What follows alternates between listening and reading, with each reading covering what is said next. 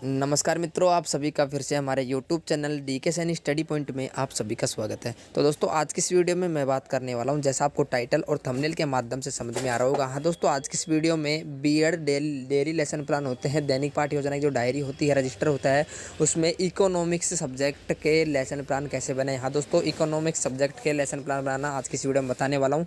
तो जो भी मित्र हमारे यूट्यूब चैनल पर पहली बार है, यूट्यूब चैनल से जुड़ने के लिए यूट्यूब चैनल को सब्सक्राइब करें, वीडियो को लाइक करें और ज़्यादा से ज़्यादा इस वीडियो को अपने मित्रों के साथ शेयर जरूर करें।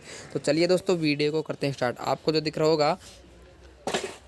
रहा होगा पाठ योजना एक है। सबसे पहले आपको ये उतारना होगा छात्र अध्यापक का नाम, विद्यालय का नाम, फिर आपको ये सारणी बनानी होगी, किस प्रकार से बनानी है। फिर सामान्य उद्देश्य में आपको ये लिखना है। ये पॉइंट आपको बनाने के बाद आपको आगे सामान्य उद्देश्य में कुछ पॉइंट लिखने हैं आपको। फिर विशिष्ट जो उद्देश्य है उसमें बोधात्मक, उसमें कुछ पॉइंट लिखने हैं। और फिर आगे आपको बता रहा हूँ, वीडियो पर बने रहना। फिर आपको दोस्तों ज्ञानात्मक बनाना होगा। ज्ञानात्मक पॉइंट लिखने के बाद या कुछ पॉइंट लिखने हैं इसमें। फिर क्रियात्मक में भी एक कुछ पॉइंट लिखने के बाद आपको सहायक सामग्री पे आ जाना है। सहायक सामग्री पे आ जाने के बाद आपको नीचे पूर्व ज्ञान में आपको ये लिखना है, जो मैंने लिख रखा है वैसे। फिर आपको पूर्व ज्ञान के बाद में प्रस्तावना बनानी है। प्रस्तावना माइक्रो टीचिंग के हिसाब से होगी। प्रस्तावना में कुछ क्वेश्चन पूछने हैं। लास्ट का क्वेश्चन जो आपको समस्यात्मक रखना है, निरुत्तर रखना है, मतलब उसका उत्तर कोई दे नहीं सकता, वो रखना है। फिर आगे अगले पन्ने में आपको लिखना है, वो लिखना है उद्देश्य कथन। उद्देश्य कथन में ये आपको लिखने के बाद प्रस्तुतिकरण पर आ जाना है, जिसमें आपको शिक्षण बिंदु 1, 2, 3 कम से कम बनाने हैं। जिसमें पहले शिक्षण बिंदु है भारत की जनसंख्या, उसमें आपको छात्र अध्यापक कथन के कोष्टक में आपको ये कुछ क्वेश्चन लिखने हैं, विकासात्मक प्रश्न करने हैं। और फिर जो छात्र कथन है उसमें ये आपको ये लिखना है। फिर आपको ऊपर स्पष्टीकरण में आपको छात्र अध्यापक कथन में यानी स्पष्टीकरण की जगह आपको इसका स्पष्टीकरण करना है, वाक्य करनी है। वाक्य में कुछ आपको मेन पॉइंट आपको ये लिखने हैं। फिर अगले पन्ने में आपको पहुंच जाना है।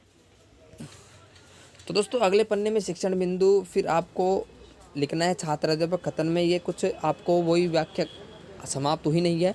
उसके बाद में आपको नीचे तीसरा क्वेश्चन लिखना है, चौथा, पांचवा लिखना है और आगे इसका आंसर लिखना है। छात्रों का जो कथन है, आंसर देंगे वो लिखना है आपको। फिर दूसरा पॉइंट है भारत की कार्यशील जनसंख्या।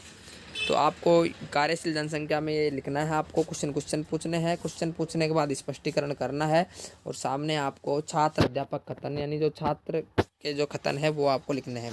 फिर आपको इसकी वाक्य करनी है। वाक्य आपको मैं बता रहा हूँ वैसे करनी है आपको।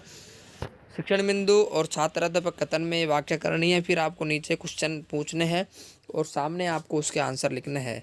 9वां क्वेश्चन, फिर 10वां क्वेश्चन और फिर तीसरा पॉइंट। कम से कम 3 शिक्षण बिंदु आपको लेने होंगे कार्यशील जनसंख्या के क्षेत्र, जिसमें दोस्तों पहला क्वेश्चन आपको पूछना है और फिर आगे आपको मैं बता रहा हूँ वैसे आपको करना है।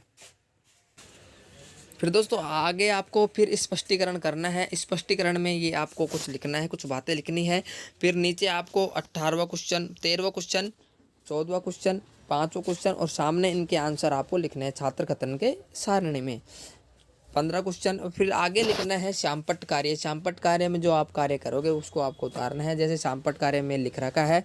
और अगर आप श्यामपट्ट कार्य में श्यामपट्ट भी आप चिपका सकते हो श्यामपट्ट के ऊपर लिख के। फिर दोस्तों आपको नीचे दिख रहा होगा, इसके बाद में श्यामपट्ट के बाद में मूल्यांकन प्रश्न आपको करने हैं। मूल्यांकन प्रश्न करने के बाद आपको बहुत प्रश्न करने हैं। तो दोस्तों ये करने के बाद ऐसे आपको 20 लेसन प्लान बनाने हैं। जैसे मैंने आपको तरीका बताया वैसे आपको 20 लेसन प्लान बनाने हैं। तो दोस्तों आज की वीडियो कैसी लगी, वीडियो में कमेंट करके जरूर बताइएगा, क्योंकि हमारे चैनल पर ऐसी कई वीडियो मिलती रहती है, आगे भी आपको मिलती रहेगी।